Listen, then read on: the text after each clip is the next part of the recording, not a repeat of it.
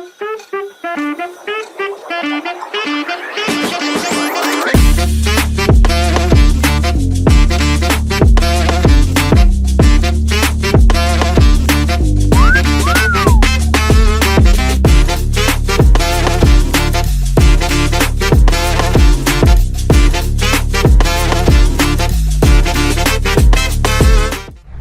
Guys, welcome back to the channel Pranjal this side.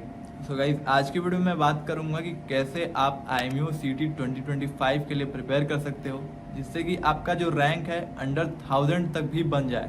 ठीक है, under 1000 भी बन सकता है अगर आपने जो भी मैं बता रहा हूँ इस वीडियो में वो फॉलो किया तो चलिए वीडियो को स्टार्ट करते हैं। मगर उससे पहले ये बता देता हूँ कि कोई भी पार्ट स्किप मत करना, नहीं तो जो भी इंपॉर्टेंट पॉइंट्स मैं बताऊँगा वो मिस कर जाओगे और फिर कहोगे कि सर मेरा तो नहीं आया, या फिर मेरा प्रिपरेशन तो नहीं हुआ सर, या फिर ऐसा नहीं बोलोगे कि सर सेल्फ स्टडी के लिए बताओ सर, आप तो बैच के बारे में बताते हो।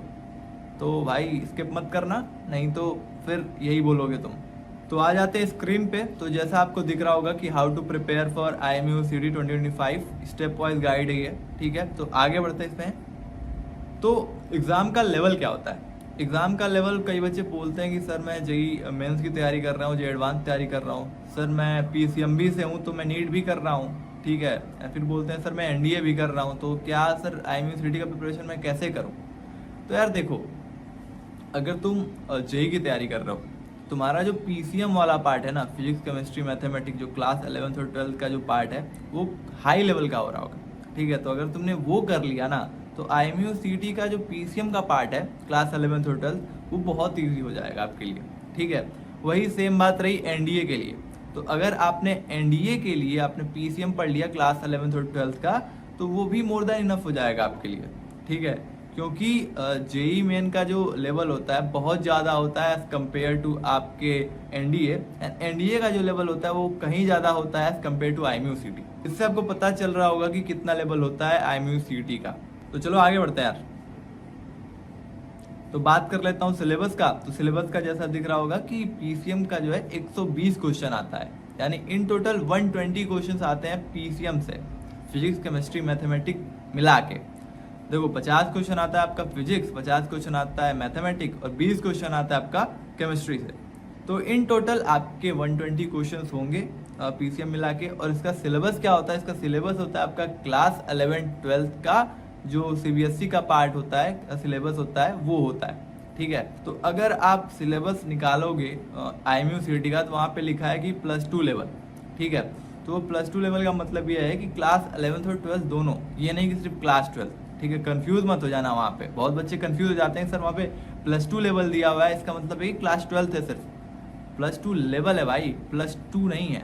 ठीक है, तो वो देख लो ध्यान से। बाकी अगर हम आगे बढ़े जनरल एप्टीट्यूड में, तो देखो यार जनरल एप्टीट्यूड के 40 क्वेश्चन तो आते हैं, सिलेबस में लिखा हुआ है 40 क्वेश्चन, मगर इसमें पार्ट वाइज होता है। जैसे 20 क्वेश्चन जनरल एप्टीट्यूड और 20 क्वेश्चन जनरल नॉलेज। ठीक है, ये दो क्वेश्चन मिला के आते हैं, in total 40 question general aptitude के, जो कि आपके सिलेबस में लिखा होगा। तो जनरल एप्टीट्यूड का जो सिलेबस है वो यहाँ पे नीचे लिखा हुआ है। ठीक है, तो उसको आप देख सकते हो कि जनरल एप्टीट्यूड का सिलेबस क्या है। बाकी आप GK का प्रिपेयर कर सकते हो। GK में क्या आता है? GK में कुछ नहीं आता, बस स्टैटिक GK आता है और आपका आता है करंट अफेयर। GK पे मैंने वीडियो बना रखी है। ठीक है, प्लेलिस्ट है मेरा पूरा, उसको आप देख सकते हो। उसमें इंपॉर्टेंट टॉपिक्स बताए हुए हैं, मैंने एक स्पेसिफिक वीडियो है इंपॉर्टेंट टॉपिक्स की, तो उसको आप देख लोगे तो आपको पता चल जाएगा कि क्या होता है, क्या आता है। ठीक है, तो चलो आगे बढ़ते हैं। बाकी इंग्लिश की बात करूँ तो 40 क्वेश्चन आते हैं यार, 40 नंबर के। ठीक है, तो आप जो है ये सिलेबस आपको दिख रहा होगा, ये सिलेबस आप कर लेना। ठीक है, इसमें से क्या आता है? देखो सिनोनिम्स एंटोनिम्स से ज़्यादा क्वेश्चन आते हैं, आपके एक्टिव पैसिव वॉइस से ज़्यादा क्वेश्चन आते हैं। बाकी पार्ट्स ऑफ स्पीच से क्या फिल इन द ब्लैंक्स वगैरह आता है, आपका मीनिंग ऑफ वर्ड या फिर फ्रेज से भी वही आपका फिल इन द ब्लैंक्स आता है। आपके टेंसेस से आते हैं आपको सेंटेंस पूरा करने के लिए।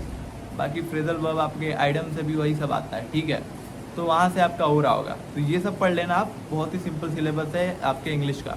तो चलो मैं ये बता देता हूँ कि कौन कौन सा स्टडी मटेरियल है जो आप फॉलो कर सकते हो, जिससे कि आपका प्रिपरेशन हो जाए। ठीक है, तो जैसा आपको दिख रहा होगा study material that you need. ठीक है, तो पहला क्या है? PCM क्लास 11th और 12th के लिए। ठीक है, PCM अगर आप कवर करना है क्लास 11th और 12th दोनों का, तो पहला जो बेसिक बुक है वो आपकी NCERT है। ठीक है, NCERT अगर आपके पास टाइम है, जैसे आप क्लास 11th में हो या फिर क्लास 12th में हो, तो आप अपनी NCERT करो पहले। और अगर आप ड्रॉपर हो, आपके पास टाइम नहीं है, तो आप करो क्या? एयरफोर्स X and Y की बुक। एयरफोर्स सेक्शन वाई बहुत ही हेल्पफुल बुक होती है IMU-CET के लिए। मतलब जो लेवल का क्वेश्चन आता है उसमें वो थोड़ा हाई होता है एज़ कम्पेयर टू IMU-CET, मगर आप जब उसको करोगे ना तो आपका IMU-CET का जो प्रिपरेशन है वहाँ से हो रहा होगा, ठीक है। बाकी आप जो है फिजिक्स और मैथमेटिक्स के लिए जैसा मैंने बताया कि आप एयरफोर्स सेक्शन वाई ले लो।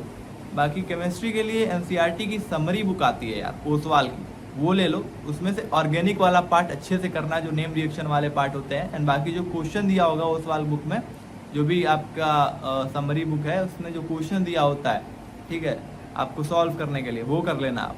सिर्फ क्वेश्चन करो यार, केमिस्ट्री के लिए सिर्फ 20 क्वेश्चन आते हैं, समझ में आ रहा हो। उसके लिए आपको 2 बुक नहीं पढ़नी है NCERT की, तो इसके लिए ओसवाल की समरी बुक काफ़ी है, ठीक है।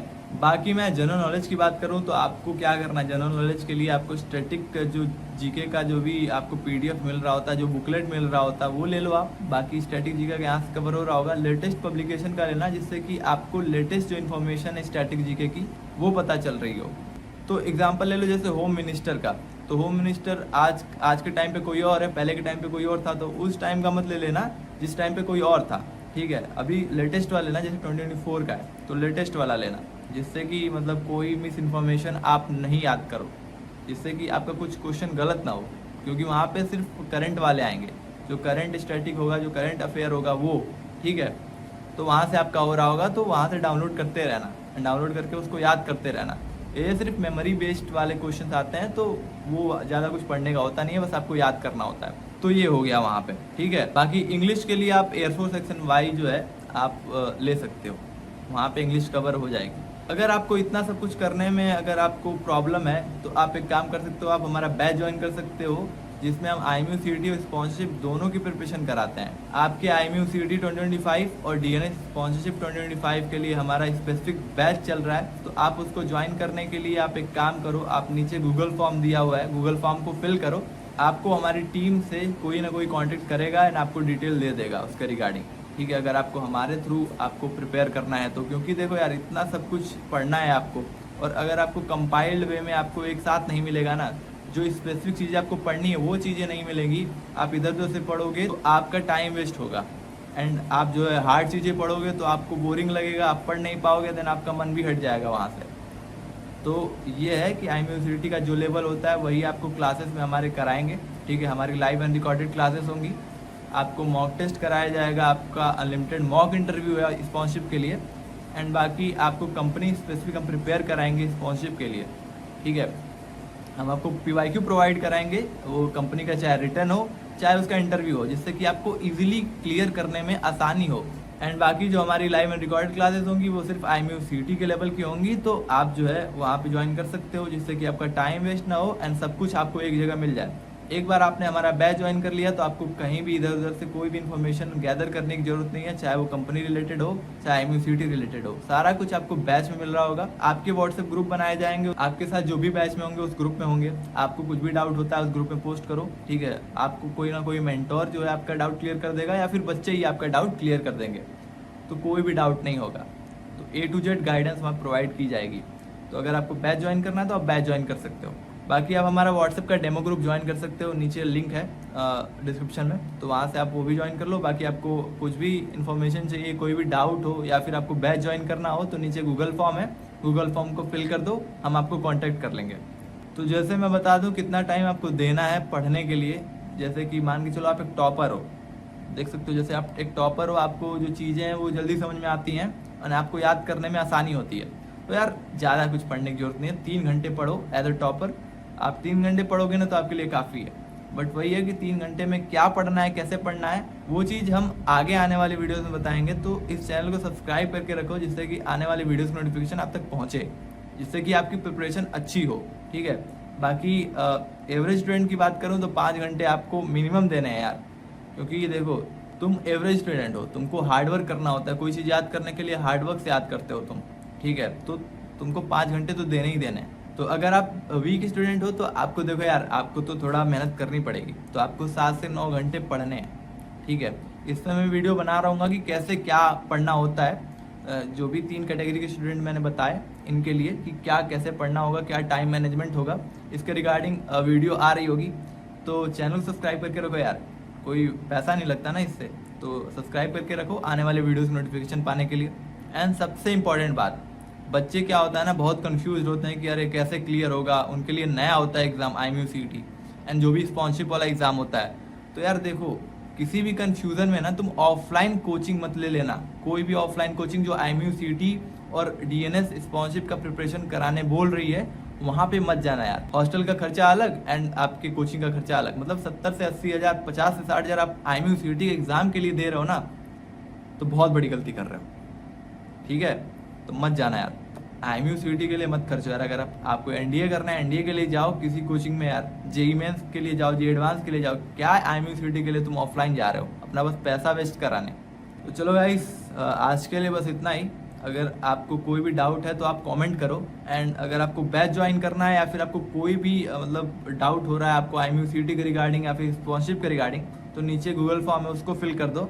एंड बाकी चैनल को सब्सक्राइब करके रखो, जिससे कि आने वाली वीडियो जो भी हैं, जो भी इन्फॉर्मेटिव वीडियोस मैं लाऊंगा, चाहे वो IMU-CET के रिलेटेड हो, चाहे वो कंपनी के रिलेटेड हो, IMU-CET 2025 के लिए, आप तक वो पहुँचे। ठीक है, सब्सक्राइब करके नहीं रखोगे तो नहीं पहुँचेगा। तो सब्सक्राइब करके रखो एंड लाइक कर दो इस वीडियो को, जिससे कि हमको मोटिवेशन मिले। ठीक है, तो यार आज के लिए बस इतना ही, मिलते हैं अगली वीडियो में, तब तक के लिए आई एम साइनिंग आउट।